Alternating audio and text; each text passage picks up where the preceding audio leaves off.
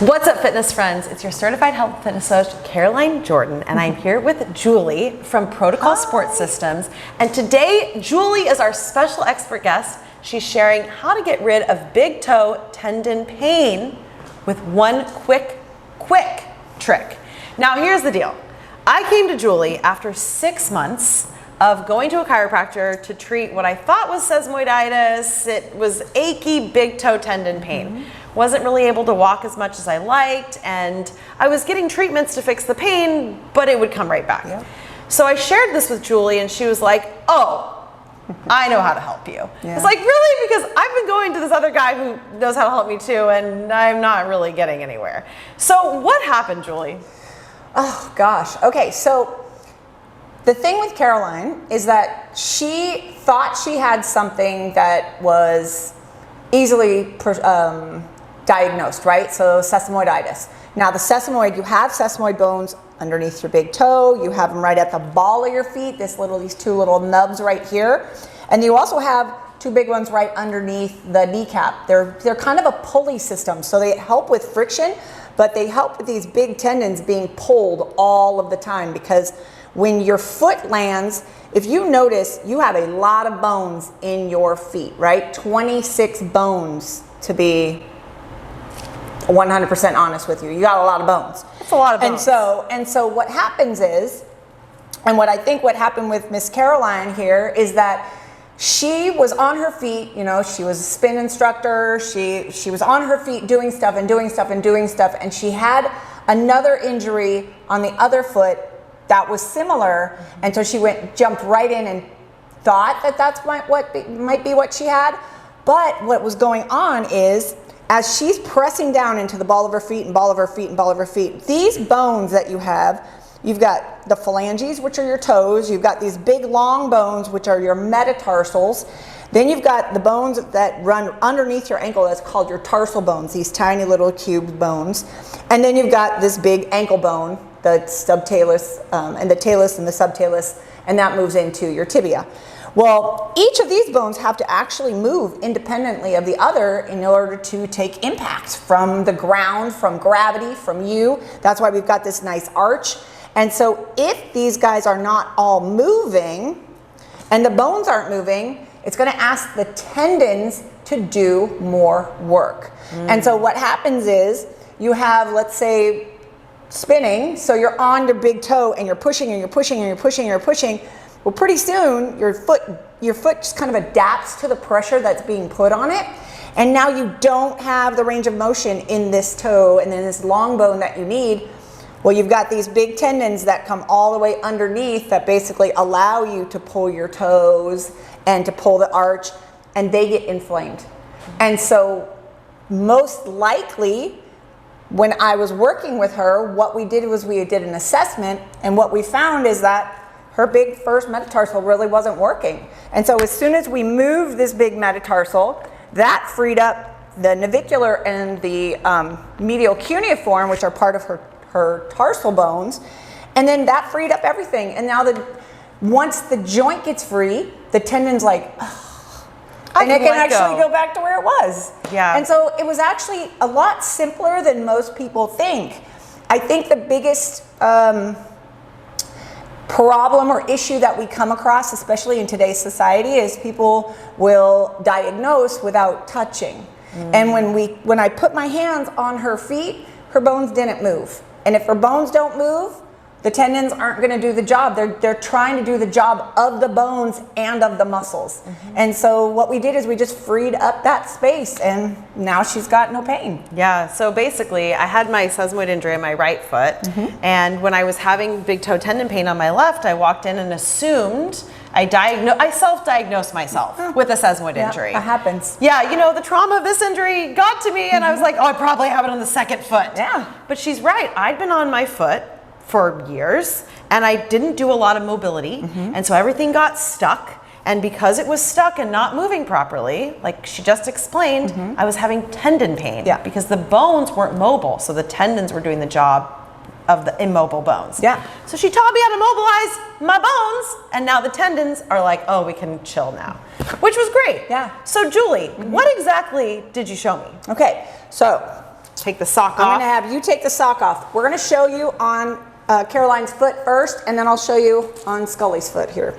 So basically what you're gonna do, if you're gonna try and self-mobilize yourself, obviously that's redundant, what you're gonna do is you're gonna grab into the arch. So you're gonna put your thumb and your forefinger, you have this little webbing, and you're gonna wrap it right around where the leg turns into the ankle, okay? And what that's doing is that's supporting the tarsal bones, and it's freeing up any opportunity for me to move these big bones. Oh, there we did it again. Yep. Gosh, it's a weird feeling because when it moves, you're like, wow, that's not been moving. Yeah, it's fun. It's actually really fun. Your bones are supposed to move, you guys. They're not supposed to move like crazy amounts in here, but you need these to move. Just like you need your hands to move. You need these bones to move because as we walk and we move, these guys have to take up the slack for any kind of unstable surface that we're on or impact that we're on. And when they don't, it'll travel up your kinetic chain, and you may find you have a back injury or a knee injury or a hip injury, and it could be coming right from here. Yep. So thumb and forefinger, you're gonna wrap the webbing around where the leg goes into the arch. And so your thumb is right at the base of your heel, okay, where it starts to go into the arch. You're not gonna pick it up by the toe, because that's not what we do. You're gonna grab past the joint of the big toe right into the long bone. Right as the top of the arch comes, you're gonna feel the long bone, and you're gonna take it with the pads of your fingers, not your fingertips, so I don't want you to pinch. And I'm just gonna really lightly hold here to stabilize, and I'm just gonna pull. So you're not trying to pull it off, because that would be a whole nother video that we'd have to do on how to put your bone back in. We're gonna decompress, and then I'm just gonna move it up and back, and I'm just gonna see if I can't wiggle it. And you should be able to feel, it looks like this. So I'm here, I'm holding and supporting, and I'm right here, and I'm wiggling like that, because you really do want that bone to move. And you should feel movement in all of these big bones. You should feel movement in the second bone. You should feel movement in the third, in the fourth, and in the fifth. All of these guys should move independently of each other. And if they're not wiggling, that's probably something that you need to address at that point. And so really lightly hold. If you can't, and you feel like it's too hard for you to do, push it in a little bit. And it's called positional release. You're gonna push it in for like 10, 15 seconds, and then you're gonna lightly pull it back out. And then you're gonna push it back down again, and then you're gonna pull it back out. And after about 3 or 4 times of doing that, then you're just gonna wiggle it back and forth, just like that. So if someone is doing this at home, how long should they spend doing this technique? You know, it's not really, I wouldn't go into it into a long period of time, because the body will actually, once the body is back in its natural resting place, like all the muscles are calm, all the tissues are calm, the joints will start to move. So what you'll feel like is if you're wiggling it like this, the harder you move on it, it's not gonna go. But if you really lightly just kind of let the body relax, take a couple of deep breaths, allow the body to do it. Don't hold your breath doing it, just really relax. The body will let go on its own, and you should, within like 30 seconds or so to a minute, you should be able to do it. I'm a big fan of sticking my fingers through my toes anyway, because it spaces out these big metatarsals. Yep. Because, sorry you guys, but footwear is horrible right now. And there's this whole thing of fashion versus function, right? And so the majority of footwear is very fashionable and not functional. And we don't have, our feet are meant to be big and wide and to create space so that we actually can stand structured and balanced. And if we're not doing that because we're wearing high heels that squish us like this, or ill-fitting shoes that squish us like this, or the newest thing, which is running shoes that put us back like this, because that's how they are, because everything goes into toe extension, it's destroying our feet and it's destroying our balance. And that's where you're gonna get a lot of other injuries. So you wanna think about trying to open up these metatarsals as much as possible. A really good tip is getting a pair of pedicure sponges. You know, when you go get a pedicure, we use them all the time in here. And you just put them right in between your toes, and you just hang out with them for like 5 minutes, 10 minutes, or stand on them. And what it does is that creates what's called a metatarsal bar, which will actually spread out the ball of your foot like this and give space between these metatarsals. And then it also spreads out your feet. And so it allows your feet to go back to where they naturally are. So if someone is struggling with big toe tendon pain, what would be your top 3 tips for them today to take away from this video? Oh, so top 3 tips. The first one is use that, go get a pedicure sponge and put it in your toes. Like right now, it costs you like 10 cents or $1.50 at like the dollar store. Go and do that like right away from here to here. That's gonna be super helpful for you guys because it's gonna allow space. The second tip, I would say, mobilize your feet. Do not be afraid of your feet. Your feet are amazing and they are going to be the thing that keeps you standing upright and strong. So go in and kind of move these bones around and don't be afraid of them.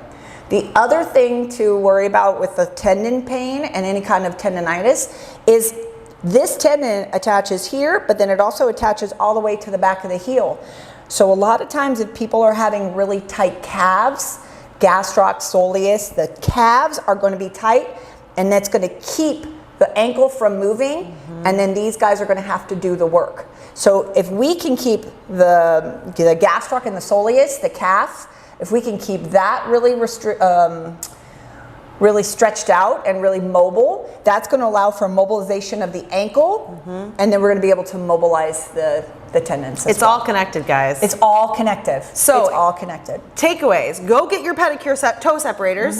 Do that now. Play with your feet, mobilize them, get those bones to move. You got 26? Yeah. 26. 26, lots of bones in here. And roll those calves. Yeah, roll the calves. Get those calves mobile. Yep. So, Julie, I can't thank you enough for sharing that today. I think a lot of people will benefit from just learning how to mobilize their feet. Yeah. I spent a lot of money fixing the pain but not treating the problem, and this is really treating the problem so that I don't have to fix the pain, which is kind of a game changer. So I'll leave links to Protocol Sports Systems in the description box below if you want to learn more from Julie and her amazing team here in San Diego. If you're struggling with big toe tendon pain, she's kind of the woman that knows how to find you a solution. And I really hope this helped you. Comment below, let us know, and go mobilize your foot bones, okay? Go play with your feet. Go play with your feet, man. Thank you so much for watching, team, and we'll see you soon. Bye, guys.